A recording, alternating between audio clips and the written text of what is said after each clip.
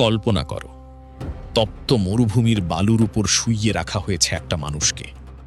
মাথার উপর জ্বলছে আগুনের মতো রোদ, আর বুকের উপর চাপিয়ে দেওয়া হয়েছে বিশাল একটা পাথর। চারদিক থেকে চিৎকার আসছে, লাত আর উজ্জাকে মেনে নাও, মুহাম্মদকে অস্বীকার কর। কিন্তু সেই মানুষটা ভাঙা শরীর নিয়ে শুধু একটাই কথা বলছে, আহাদ, আহাদ, মানে আল্লাহ এক, শুধু এক আল্লাহ। তিনি ছিলেন বিলাল ইবনে রাবাহ, একজন ক্রীতদাস, যার কোনো ক্ষমতা ছিল না, যাকে মারলেও কেউ প্রশ্ন করত না। উমাইয়া ইবনে খালাফ তাকে প্রতিদিন নির্যাতন করত।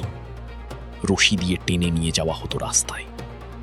মানুষ হাসত, শিশুরা পাথর ছুঁড়ত, কিন্তু বিলাল রাদিয়াল্লাহু আনহু একবারও ঈমান বিক্রি করে। একবারও না।